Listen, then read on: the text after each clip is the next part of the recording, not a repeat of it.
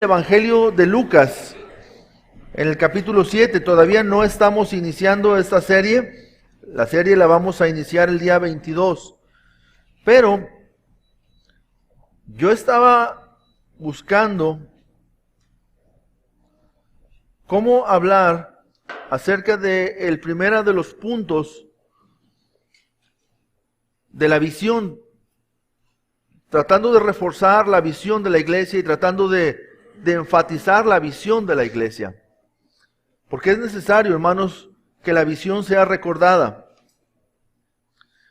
¿Y usted se acuerda de la visión de la iglesia? Así rápidamente, ¿en qué consiste la visión de la iglesia? Amar a Dios, amar a nuestros hermanos y amar a nuestro prójimo, ¿verdad?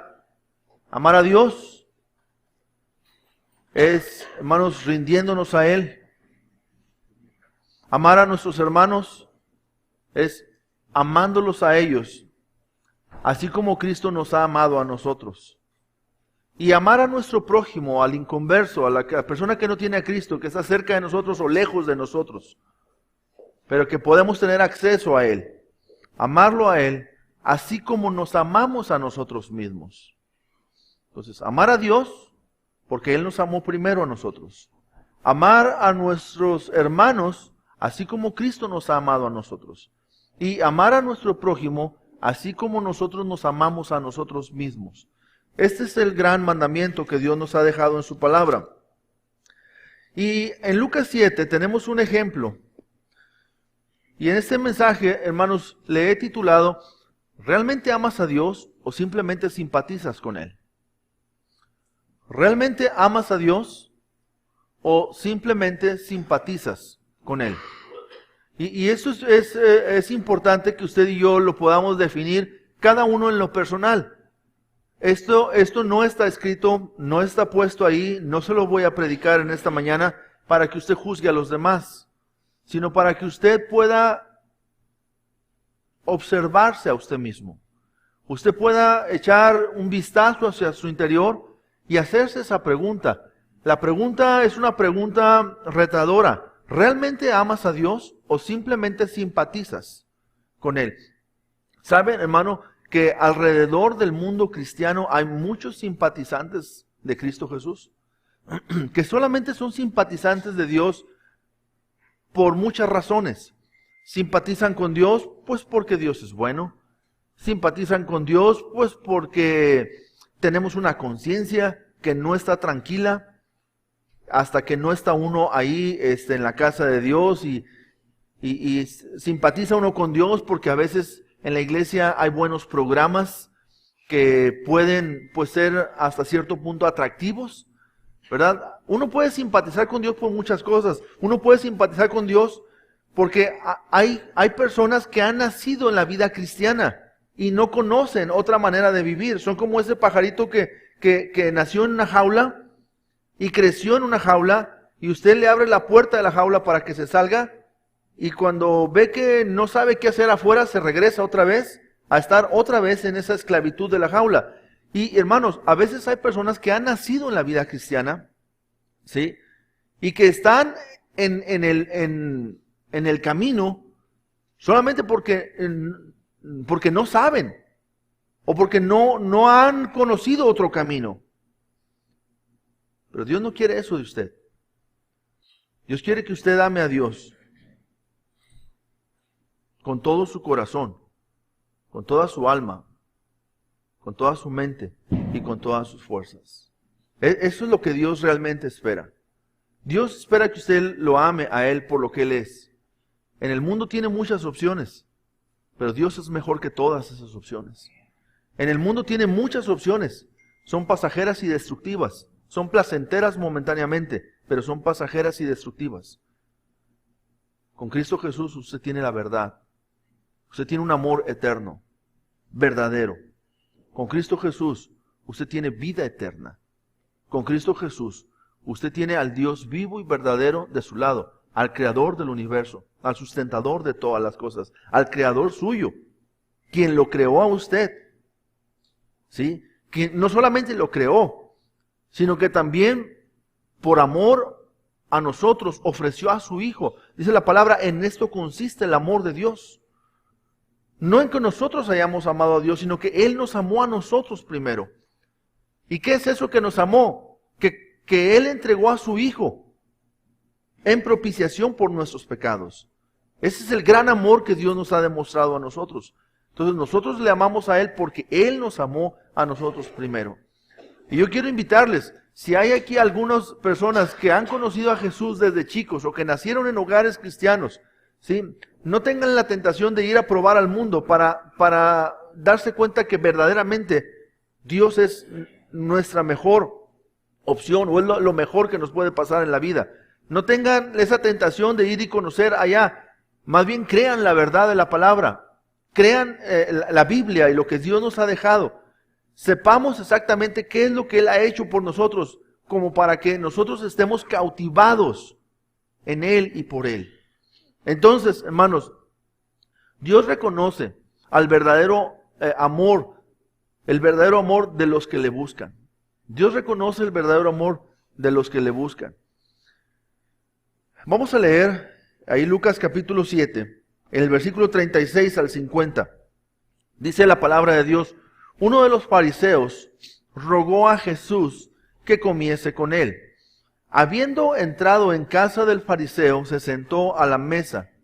Entonces, una mujer de la ciudad que era pecadora, al saber que Jesús estaba a la mesa en la casa del fariseo, trajo un frasco de alabastro con perfume. Y estando detrás de él a sus pies, llorando, comenzó a regar con lágrimas sus pies, y los enjugaba con sus cabellos, y besaba sus pies, y los ungía con el perfume. Cuando vio esto, el fariseo que le había convidado, dijo para sí: hablando de Jesús, si fuera profeta, conocería quién y qué clase de mujer es la que le toca, que es pecadora. Entonces respondiendo, Jesús le dijo: Simón, una cosa tengo que decirte. Y él le dijo: di, maestro. Un acreedor tenía 2 deudores. El uno le debía 500 denarios y el otro 50. Y no teniendo ellos con qué pagar, perdonó a ambos. Di pues, ¿cuál de ellos le amará más? Respondiendo Simón, dijo: pienso que aquel a quien perdonó más. Y él le dijo: rectamente has juzgado. Y vuelto a la mujer, dijo a Simón: ¿ves a esta mujer? Entré a tu casa y no me diste agua para mis pies, mas ésta ha regado mis pies con lágrimas y los ha enjugado con sus cabellos. No me diste beso, mas ésta desde que entré no ha cesado de besar mis pies. No ungiste mi cabeza con aceite, mas ésta ha ungido con perfume mis pies. Por lo cual te digo que sus muchos pecados le son perdonados, porque amó mucho. Mas aquel a quien se le perdona poco, poco ama. Y a ella le dijo: tus pecados te son perdonados.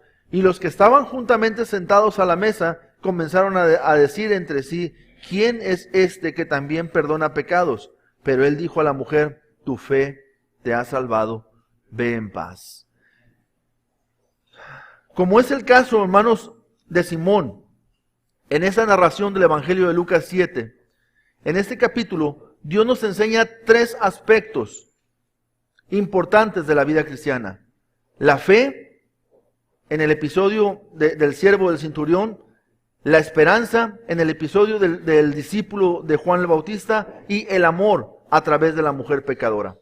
En este episodio tenemos un personaje principal y 2 personajes estelares y otros tantos de reparto. En este caso, hermanos, Simón, el fariseo, nos enseña cómo ser un simple simpatizante de Jesucristo y de su evangelio. ¿Cómo era Simón? En primer lugar, vemos aquí, el Señor nos da las características de ellos. Simón, hermanos, es alguien que estaría dispuesto a invitar a Jesús a estar en su mesa, pero no más. En otras palabras, quería que Cristo girara alrededor de él y no él alrededor de Cristo. Y hermanos, es importante analizar cómo era Jesús. Las personas, hermanos, muchas personas hoy en la actualidad, tratamos a Jesús según nuestras propias conveniencias personales. Queremos a Jesús cerca de nosotros, pero nosotros no queremos estar cerca de Él. Queremos que Él esté en el momento en el que yo lo necesito, pero yo no quiero estar en los momentos en los que Él me llama a servirle. Queremos a Jesús, hermanos, como si fuera aquel mesero a quien tú le llamas cuando necesitas que te venga a poner la mesa, ¿verdad? Pero cuando ha terminado de poner la mesa, entonces le dices, te puedes ir. Queremos tratar a Cristo, hermanos, solamente cuando nosotros lo requerimos. Y no lo tratamos como lo que es, como el Dios vivo, el Dios verdadero, el que dio su vida por nosotros, el que perdona nuestros pecados. Y entonces vemos aquí a este hombre invitando a Jesús a su mesa, pero él no estaría dispuesto, ni merecería tampoco corresponder a una invitación de parte de Jesucristo hacia él. Él no estaría dispuesto, hermanos, a traer un poco de agua para lavar los pies del maestro. Y hermanos, y lo comento porque Jesús lo resaltó. Es decir, él no serviría al Señor en algo que es humillante. Actividades que solo son de siervos o de obreros. Y también, hermanos, hay muchas personas, y fíjese, esto quiero enfocarlo fuertemente, y qué lástima que no está el resto de la congregación, pero es importante que entendamos esto. Cuando hablamos de servir al Señor, muchas veces hablamos o pensamos de aquellas cosas que nosotros queremos hacer dentro del servicio del Señor, pero no estaríamos dispuestos a hacer lo que Él nos pide que hagamos. Tenemos que cuidar nuestros corazones, hermanos, al servir a nuestro Dios, porque ninguna actividad en el reino de Dios que Él nos llame a hacer realmente es de menor valor. El servir al Señor Jesucristo es un gran privilegio. Y hacer cualquier cosa dentro de la obra de Dios, hermanos, es un gran, pero gran privilegio. Y todos, hermanos, los que amamos a Cristo Jesús, hermanos, deberíamos estar dispuestos a lo que sea. Lo que sea, nuestro corazón debería de estar preparado y dispuesto para Cristo Jesús, para lo que sea. Lo que sea. Si hay que limpiar el templo, estoy dispuesto a hacer. Si hay que mover mesas, hay que mover mesas. Si hay que cargar gente, hay que cargar gente. Si hay que traer personas, hay que traer personas. Si hay que salir a repartir volantes, si hay que llevar despensas, lo que sea, hermanos, cualquier trabajo, cuando una persona ama a Cristo, considera cualquier cosa como un privilegio. Como aquellas personas, hermanos, que les dicen, oye, qué privilegio que tú puedes llevar la agenda del presidente de la República. Sí, oye, qué privilegio que tú puedes trabajar, llevándole ahí las cuentas al presidente. O qué privilegio que tú puedes trabajar con esa gran estrella, de la actuación, o esa gran, estrella deportista, y que puedes estar a su lado, y que tú puedes llevarle su agenda, sus negocios. Hermanos, es más privilegio servir a Cristo Jesús. Pero mucho más privilegio. Y este hombre, Simón, él no estaba dispuesto a traer un poco de agua, hermanos, levantarse y traérsela a los pies y lavar los pies. Entonces, hermanos, así como Simón, hay muchos en las iglesias, personas que simpatizan con el Señor, pero que no harían nada que le representara un sacrificio o un esfuerzo o un costo. Déjenme decirles, hermanos, que yo he cometido muchos errores. Pero uno de los errores que he cometido dentro de mi pastorado es muchas veces estar buscando la manera de convencer a las personas para servir al Señor. Esa no es mi labor. Esa es labor del Espíritu Santo. Yo debería de tomar a aquellas personas que están dispuestas a trabajar y a servirle al Señor solamente. Yo no debería de rogarle a nadie para servirle al Señor. No tendría que estar buscando, ni convertirme en un motivador. O alguien que está ahí buscando a convencer a la gente para que venga a servir al Señor. No, hermanos. La gente que realmente ama a Cristo La gente que sabe quién es Cristo Jesús debería de amarle. De amarle de tal manera que debería de considerar que servir a Dios es un gran privilegio. La gente que realmente ama a Dios, hermanos, debería de estar buscando a mí para decir, pastor, ¿en qué trabajo? ¿En qué sirvo? ¿En qué me involucro? ¿Qué es lo que voy a hacer? ¿Qué hay que hacer? Yo quiero servir al Señor. Quiero servir al Señor Jesucristo. Quiero tener esa satisfacción en mi corazón de saber que algo estoy haciendo para agradar a mi Rey, a mi Señor. No para salvación. La salvación ha sido dada por amor. Ha sido un regalo. No para tratar de buscar el favor de Dios. El favor de Dios lo tenemos porque es nuestro Padre. Hermanos, por obediencia. Porque queremos recompensar lo mucho que Dios ha hecho por nosotros. No están dispuestos, hermanos, a ofrecer al Señor algo que les cueste. Así como Simón, hay muchos en las iglesias que no quieren dar nada de ellos al Señor. Antes quisieran que todo se les pagara. Por eso, hermanos, la obra del Señor muchas veces no prospera con gente de poco sacrificio. Vivimos, hermanos, una etapa de tibieza en la vida de la iglesia, donde mucha gente es gente de poco sacrificio. No se sacrificarían para nada, tampoco se sacrifican para el Señor, pero el Señor es diferente. El Señor, hermanos, como dicen por ahí, se cuece aparte. ¿Por qué? Porque si yo no fuera esforzado para nada, pues mis consecuencias sufriría. Pero al conocer a Jesucristo, hermanos, yo debería estar dispuesto a cambiar mi vida. Aun y cuando mis padres no me hayan enseñado a servir. Aun cuando yo no haya aprendido a servir o a hacer algo para mí mismo, el conocer a Jesucristo y saber que Él quiere que le sirva, ese debería ser una razón suficiente, hermanos, para aprender cualquier oficio dentro del reino de Dios para servirle a Él. Hermanos, este Simón no estaba dispuesto a hacer eso. El Señor nos enseña, hermanos, la razón de por qué Simón era así. Miren, Simón que dijo, ella es pecadora, en lugar de decir, ella es pecadora, él debería decir, yo soy pecador. Muchas veces, hermanos, nosotros juzgamos a la gente y decimos, es que son pecadores. No, yo soy pecador. Y hermanos, la verdad es que los dos son pecadores. Pero Dios no me ha llamado a señalar el pecado de los demás. Esa no es mi función. Dios me está llamando a reconocer que yo soy pecador. Y uno de los problemas, ¿por qué la gente no se convierte, hermanos, en una persona que ama a Dios de todo corazón? Es porque no reconoce que es pecador. Ese es el gran problema. Y cuando le preguntas, ¿eres pecador? A veces todavía se esquiva diciendo, pues si todos somos pecadores. Sí, pero yo te estoy preguntando a ti, ¿tú eres pecador? Porque es bien importante que tú reconozcas. Cuando una persona reconoce que es pecador, cae de rodillas delante de Cristo Jesús. Porque se sabe pecador. Porque sabe las consecuencias del pecado. Hermanos, y no es la cantidad de cosas malas que haces. Ese son el fruto de que eres pecador.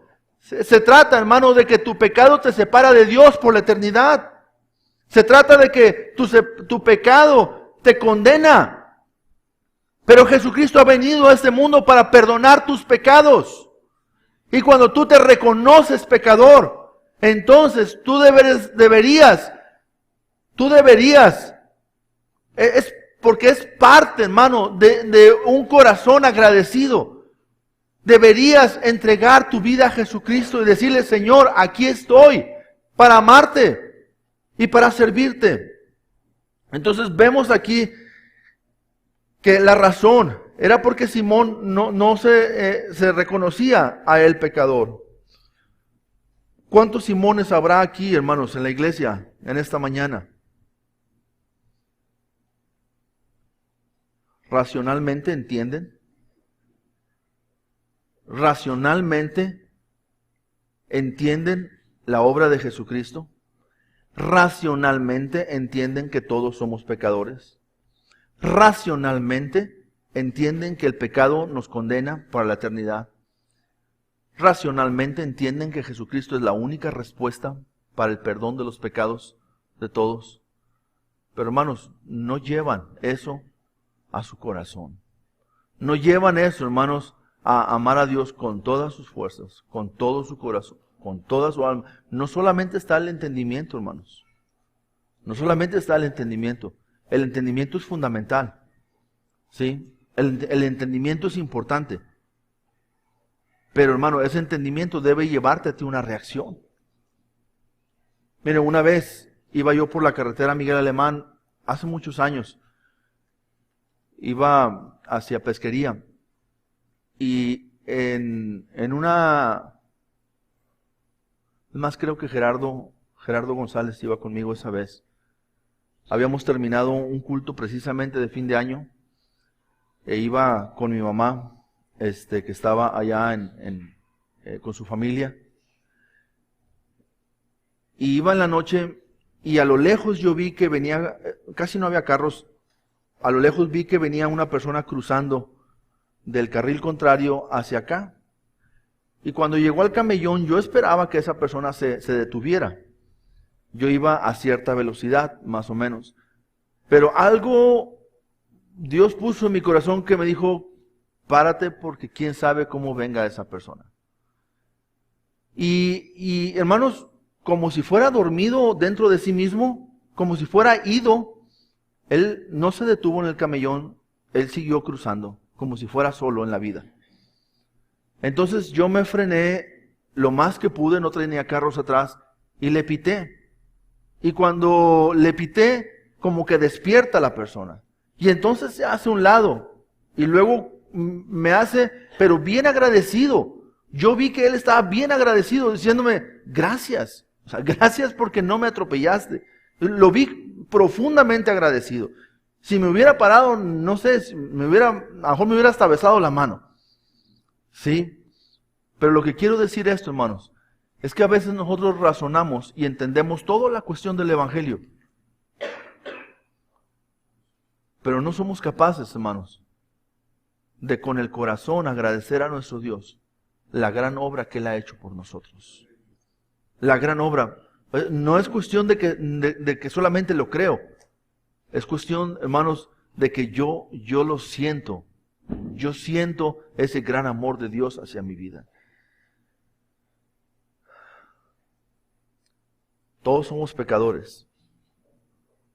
Cuando el Señor Jesucristo le señala esa parábola pequeña de los dos deudores, está hablando de que todos somos pecadores, pero le está diciendo, si Él perdona a los dos, pero a uno le perdonó muchísimo más que al otro. Entonces le pregunta a este Simón, oye Simón, ¿cuál crees que sea más agradecido? Y él dice, al que le perdonó más. Y el Señor Jesús le contesta racionalmente. Le dice, la ecuación la has contestado correctamente. ¿Sí? Pero el problema es que aquí los dos son iguales de pecadores. Ese es el problema. Tú entiendes que ella está así porque ella se sabe pecadora y se sabe que ha sido perdonada. Y tú estás así porque no te consideras pecador cuando eres igual de pecador que ella, aunque no hagas las mismas cosas que ella hace. Eres igual de pecador. Pero tú no te reconoces pecador y ese es el gran problema. Hermanos, nosotros necesitamos aprender a reconocernos pecadores. Somos pecadores, pero hemos sido redimidos por la sangre de Cristo Jesús. La única diferencia de nosotros y los inconversos es que usted y yo por la fe tenemos el Espíritu de Dios morando dentro de nosotros. A diferencia de quien no ha puesto su fe en Jesús. Pero la única diferencia entre usted y yo, entre nosotros y los que no son salvos, la única diferencia es que yo tengo al Espíritu Santo y ellos no lo tienen. Pero somos exactamente iguales de pecadores. Eso tenemos que entenderlo, hermanos. ¿Por qué? ¿Por qué muchos cristianos, hermanos, después de que aceptan a Jesús, de repente hacen cosas peores que las que hacían antes cuando no eran cristianos? ¿Por qué? Porque ya no vuelven a utilizar la gracia de Dios nunca más. La gracia de Dios tiene un carácter salvador, Pero la gracia de Dios también tiene un carácter sustentador. La gracia de Dios tiene un carácter que da poder para servirle al Señor. La gracia de Dios nos da capacidad para servirle al Señor. Pero muchas veces usamos de la gracia de Dios solamente la salvación. Y luego después ya no más. No más gracia, como si ya no necesitáramos más gracia en nuestra vida. Cuando realmente, hermanos, necesitamos gracia de Dios abundantemente en todo momento de nuestra vida. ¿Por qué? Porque aun y cuando ya somos redimidos, seguimos siendo pecadores en este mundo. Y la gracia de Dios nos da poder para librarnos de ese presente siglo malo en el que estamos. Pero es importante, hermanos, que entendamos esto.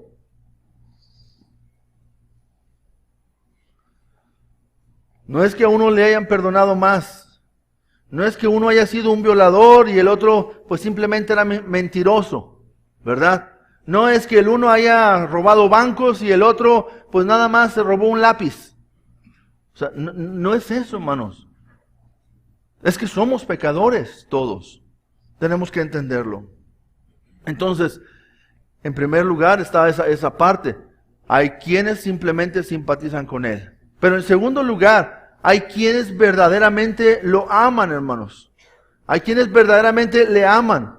Como es el caso de María, ahí en Lucas 7. Esta María no es la misma que María Magdalena, ni que María la madre de Jesús, ni que María de Betania. Aunque esta María haya hecho algo semejante que lo que hizo María Magdalena, este pasaje nos enseña que hay personas que verdaderamente, hermanos, aman al Señor. Y nos da Dios algunas características. Por ejemplo, el Señor nos da las características en este caso de María.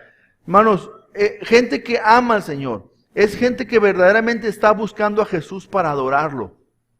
Y esa es una diferencia bien importante, hermanos. Uno como pastor trata con muchas personas a lo largo del ministerio. Yo como quisiera que todas las personas que he conocido a lo largo del ministerio se hubieran quedado en el camino del Señor. No sé cuánta gente seríamos, pero les aseguro que no habría un lugar fácilmente donde meter a toda la gente si toda la gente que he conocido se hubiera quedado. Uno quisiera, hermanos, que toda la gente realmente buscara a Dios para adorarlo, independientemente de quién esté ahí. Fíjate que a María, esta María de la historia de Lucas 7, no le importó que hubiera un fariseo por ahí. Ella estaba buscando a Jesús. ¿Cuántas veces, hermanos, nosotros decimos, no, ahí no voy porque ahí está tal persona? No, allí no voy porque ahí las personas se ven de X forma o de X manera. No, allí no voy porque, por lo que sea. ¿Sabes? Cuando María venía buscando y se dio cuenta de que Jesús estaba en esa casa, ni siquiera le importó que esa casa era la casa de un fariseo. Y ella sabía, por lo pecadora que era, sabía cómo era vista por la sociedad y cuánto más cómo era vista por los fariseos. Porque los fariseos, hermanos, eran personas que realmente señalaban los pecados de los demás. Y cuando personas tenían pecados visibles como los de esta mujer, hermanos, estas personas eran maltratadas por este tipo de fariseos. Pero a ella no le importó. Y hermanos, si tú y yo realmente somos servidores de Jesucristo y queremos realmente adorar a nuestro Dios, no nos debe importar quién viene y quién no viene, quién llega y quién no llega. Yo vengo buscando a Jesús. Yo vengo buscando a Cristo Jesús. ¿Sí? Si así es, lo encontrarás y Él lo sabrá que has venido por Él. De todos los que estamos aquí, o de todos los que nos reunimos cada domingo, hermanos, en la casa de Dios, ¿tú crees que Jesús sabe quién ha venido a su casa a buscarlo a Él? Él lo sabe. Él sabe quién ha venido a su casa a buscar a Jesús. Qué bendición que cuando Jesús sabe quién lo ha venido a buscar a él, tú digas, yo he venido a buscar a Cristo. A Jesús no lo puedes engañar, a mí sí, con mucha facilidad. Quizás soy una persona fácilmente engañable. No me preocupa tanto eso, la verdad, porque a final de cuentas es obra del Espíritu Santo, la vida de la iglesia. Pero a Jesús no lo puedes engañar. Nadie lo puede engañar, porque Él tiene una capacidad que yo no tengo. Él puede ver los corazones de la gente sin equivocarse. Yo no. Yo tengo miedo de equivocarme al ver los corazones de la gente. Entonces, hermanos, Él sabía que esta mujer había venido a buscarlo.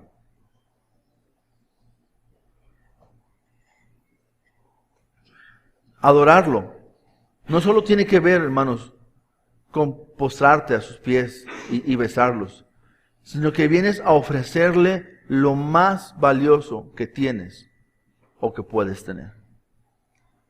Qué importante es esto, hermanos, porque vivimos también en una generación donde la gente no está dispuesta a darle a Dios nada de valor de su vida. Nada de valor. Vivimos en una generación como en los tiempos del profeta Malaquías, cuando Dios le decía a los sacerdotes particularmente, a los líderes religiosos de ese entonces, el Señor le decía, a ver, si tú vas con tu príncipe, ¿qué le llevarías? ¿Le llevarías ese cabrito o esa oveja que está con la pierna quebrada que me has traído a mí? Si tú vas con ese príncipe, si vas con el gobernador, si vas con el alcalde a ofrecerle un presente, ¿le llevarías algo que no sirve? Y muchas veces, hermanos, los cristianos así somos. No le damos a Dios lo mejor. Le damos lo que nos sobra. Le damos solamente como para quedar bien. Como si Dios no conociera nuestros corazones. Hermanos, Dios conoce nuestros corazones. Y tú y yo tenemos que darle a Dios lo mejor de nuestras vidas. ¿Sabes por qué mucha gente no lee la palabra de Dios todos los días? Porque Dios no es el más importante para él en su vida. Por esa razón. Sin temor a equivocarme. La razón por la que una persona no lee la Biblia es porque no ama a Dios. En primer lugar. Porque Dios no es el más importante en su vida. Tiene muchas cosas. Él mismo es más importante que Dios. Por eso quiere hacer lo que quiere hacer en su vida, porque Dios no es importante para él.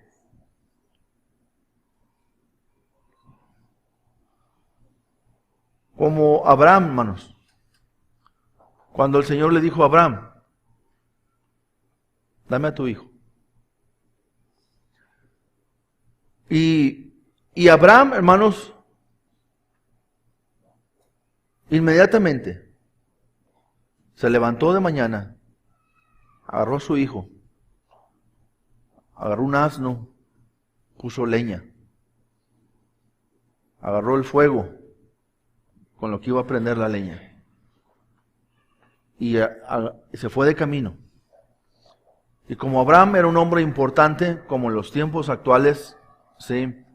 Este hombre no andaba solo, siempre llevaba un séquito de siervos al lado de él, para lo que se le ofreciera. Llegó a cierto lugar en el camino y le dijo a sus siervos, ustedes quédense aquí, el muchacho y yo iremos hasta aquel lugar, adoraremos al Señor y volveremos. Y cuando va en el camino, el hijo le dice, papá, aquí está la leña y está el fuego. ¿Y el cordero? ¿Dónde está el cordero? ¿Cómo decirle a su hijo que él era el sacrificio? Aún y que en su fe Abraham sabía que Dios habría de hacer algo, porque Dios no es mentiroso. Y Dios le había prometido que en Isaac le sería llamada descendencia. Y Abraham sabía, algo va a hacer el Señor. O me detiene antes de tiempo y me provee cordero, o lo resucita y me lo devuelve. Pero algo va a hacer el Señor. Pero yo voy a obedecer a Dios. Hermano, dispuesto a darle lo mejor Porque Dios, hermanos, merece lo mejor de nuestras vidas. Ese es el Señor que tenemos. Merece lo mejor. Y por eso Abraham, hermanos, está en esa lista famosa de los héroes de la fe. Porque él estuvo dispuesto a darle al Señor. Aun y cuando sabemos que el Espíritu Santo fue quien lo movió. Y aun y cuando también sabemos que en todo momento usted va a ver cómo interviene la voluntad de Él. Y estuvo dispuesto a ofrecerlo. Tan cierto es lo que le estoy diciendo, que el Señor Jesús, o Dios desde el cielo, le dice a Abraham: detente, porque yo sé que tú me amas y que no me has rehusado a tu hijo. Ahí está el cordero, trabado en una zarza. Toma el cordero, ofrece el cordero, toma a tu hijo y disfruta a tu hijo, porque tú me has dado tu corazón. Muchas veces, hermanos, lo que Dios ve es el corazón con el que nosotros le entregamos a Dios nuestra vida. ¿Qué estaba viendo Dios en Abraham?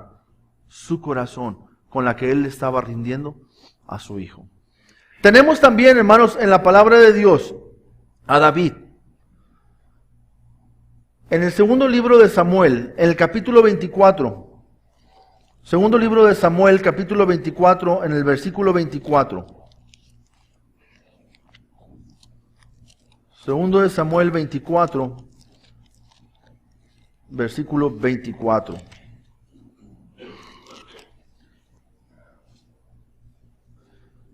Y el rey dijo a Arauna: no, sino por precio te lo compraré, porque no ofreceré a Jehová mi Dios holocaustos que no me cuesten nada. Entonces David compró la era y los bueyes por 50 siclos de plata. Y edificó allí David un altar a Jehová, y sacrificó los holocaustos y ofrendas de paz. Y Jehová oyó las súplicas de la tierra, y cesó la plaga de Israel. ¿Sabes de qué estamos hablando, hermanos?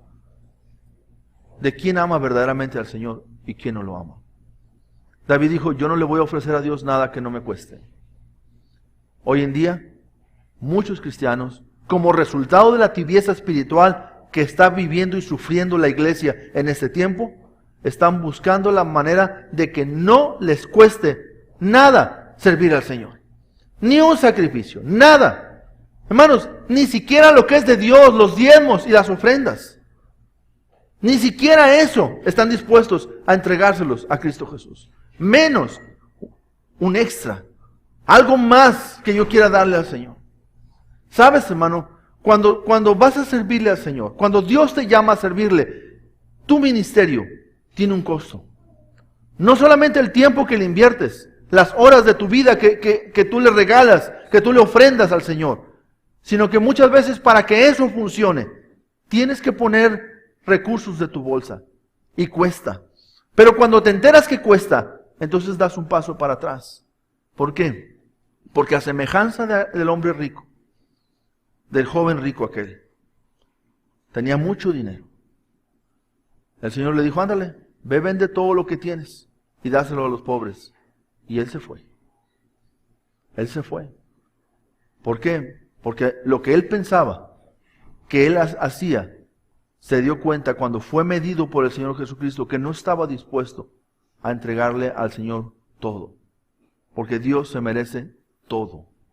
Todo. Todo. Yo soy de Cristo. Y si yo soy de Cristo, lo que es mío es de Él. Él me redimió a mí. Yo soy más valioso que lo que tengo. ¿No es así? Y Él pagó un precio por mí.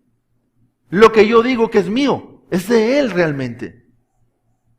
Y yo tengo que aprender, hermanos, a amar a Dios con todo mi corazón, con toda mi alma, y con toda mi mente, y con todas mis fuerzas. ¿Por qué? Porque todo lo que poseo realmente no es mío. Yo solamente soy un administrador de lo que es de Dios. Y así que yo debo estar dispuesto a dárselo al Señor. Entonces el Señor nos da las características. A ella, a esta mujer, no le importó que pasaría la gente y que la estaban viendo. Para ella, en su adoración, nada más estaba ella y Cristo. Era más grande su humildad que su orgullo para esta mujer. ¿Sabes por qué mucha gente, hermanos, no queremos desbaratarnos en la presencia del Señor a la hora de alabarle y a la hora de cantarle a nuestro Dios? Porque estamos preocupados por cómo nos vemos delante de los demás. Cuando tú y yo deberíamos de estar como esa mujer, si es necesario, besando los pies de Cristo Jesús. No, si es necesario. Deberíamos de estar así. Pero muchas veces estamos más preocupados por qué dirán. ¿Qué va a pensar los demás? ¿Y si me ven?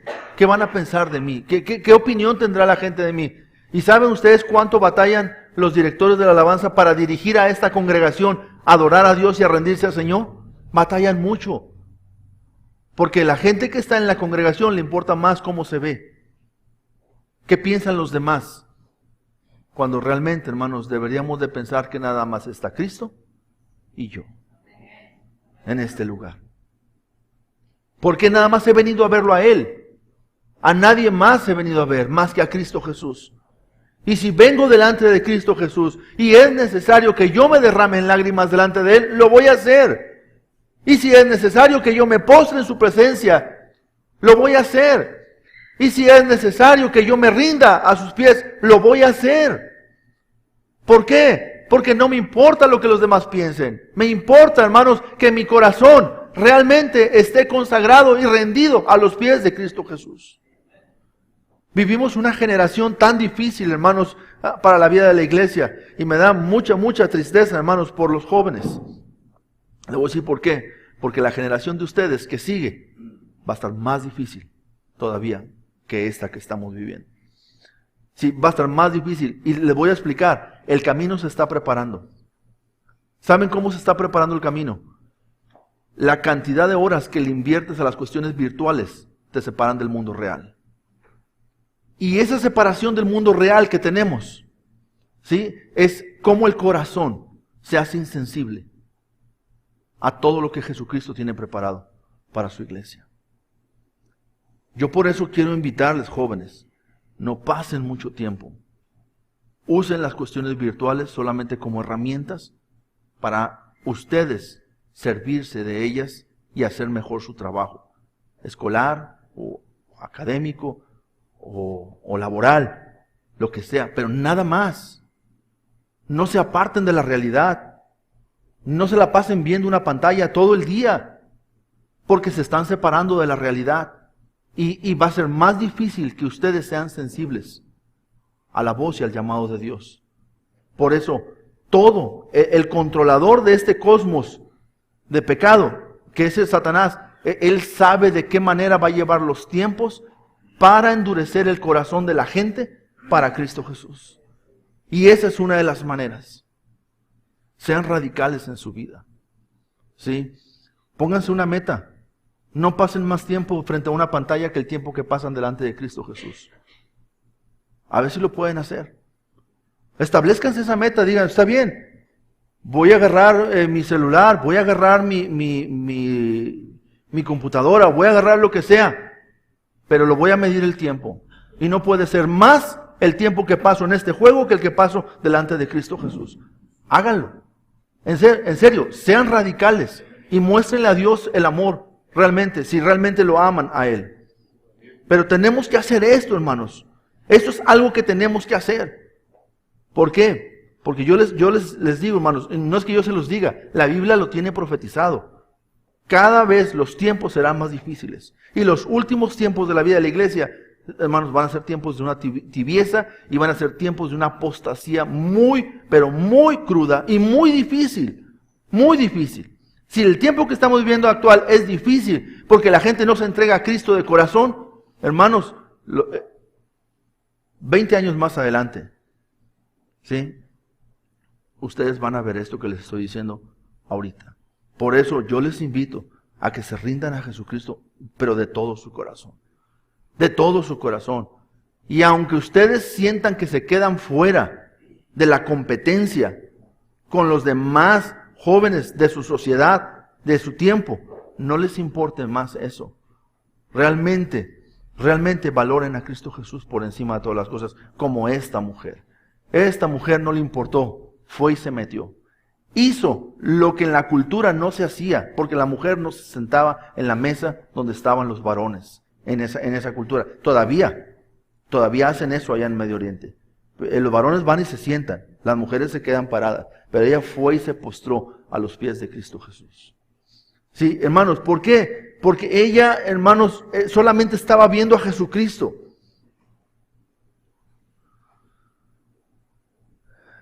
Y nos enseña la razón. ¿Cuál es la razón? Porque ella se consideró pecadora perdonada. Ella se consideró, yo soy una pecadora perdonada. Yo soy un pecador perdonado. ¿Tú eres un pecador perdonado?